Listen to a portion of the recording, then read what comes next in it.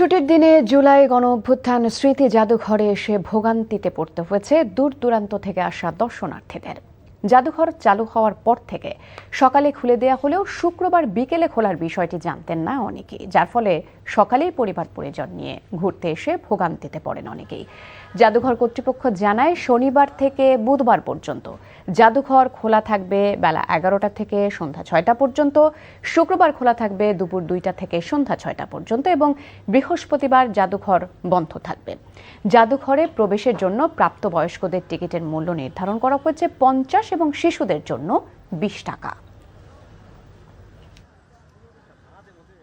আজকে সকাল 10টার পর থেকে আসি ঘুরতেছি, আবার গেট বন্ধ, গেট খুলে দেয় না।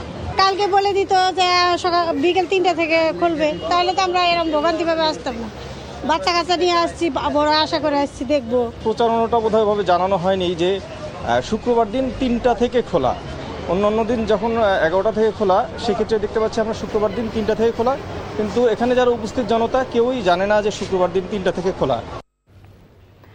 দর্শক, গতকাল 6 অগস্ট খুলে দেয়া হয়েছে জুলাই গণঅভ্যুত্থান স্মৃতি জাদুঘর এবং সেখান থেকে আজকে জড়ো হয়েছেন হাজারো মানুষ। আপনারা জানেন যে দূর দূরান্ত থেকে এসেছেন সেখানে মানুষ।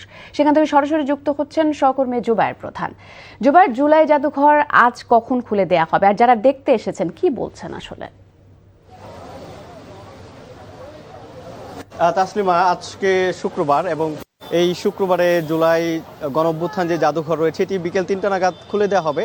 তবে সকাল থেকেই আমরা দেখেছি যে এখানে মানুষের যে ভিড়, দূর দূরান্ত থেকে তারা এসে এখানে জাদুঘরের সামনে যে গেট রয়েছে তারা এখানে এসে জড়ো হয়েছেন এবং আসলে এখানে যারা জড়ো হয়েছেন তাদের অধিকাংশই জানতেন না যে আসলে শুক্রবারে বিকেল থেকে খোলা হবে এবং সেই প্রচারণা আসলে জাদুঘরের কর্তৃপক্ষ যারা রয়েছেন সেখান থেকেও এত বেশি পরিমাণে হয়নি, যার কারণে তারা আসলে এই বিষয়টিতে অবগত নেই। জানেন যে দীর্ঘ 1.5 দশকের স্বৈর শাসন কায়েম করেছিলেন স্বৈরাচারী শেখ হাসিনা এবং সেটারই একটা নিদর্শন কিন্তু রয়েছে এই গণঅভ্যুত্থান যে জাদুঘর রয়েছে সেটির ভিতরে। এবং দীর্ঘ 17 বছর যে স্বৈর শাসনের যেই চিত্রগুলো, পিলখানা হত্যাকাণ্ড আমরা দেখেছি এবং সেখানে আয়না ঘর থেকে শুরু করে অর্থাৎ 17 বছরের সকল কার্যক্রম কিন্তু সেখানে ফুটিয়ে তোলা হয়েছে এবং সেটিকে স্মরণ করার জন্যই কিন্তু সেটির যে স্মৃতিচিহ্ন সেটি কিন্তু সেখানে রয়েছে এবং এটি দেখার জন্য মানুষজন এখানে আসছেন।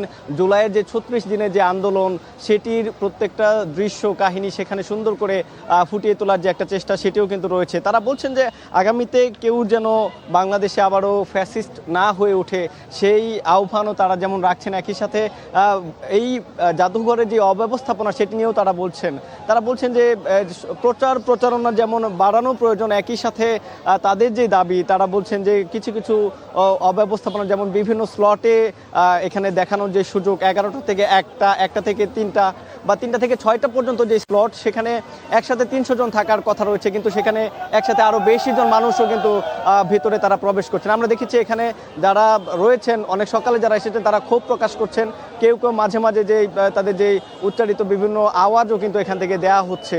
তো তাসলিমা, অব্যবস্থাপনা রয়েছে কিন্তু তার মাঝেও দীর্ঘ 1.5 দশকের স্বৈর শাসনের যে স্মৃতিচিহ্ন সেটি দেখতে এই গণঅভ্যুত্থান জাদুঘরে কিন্তু মানুষের যে উপচে পড়া ভিড় সেটি কিন্তু রয়েছে। তো এই ছিল আমার কাছে।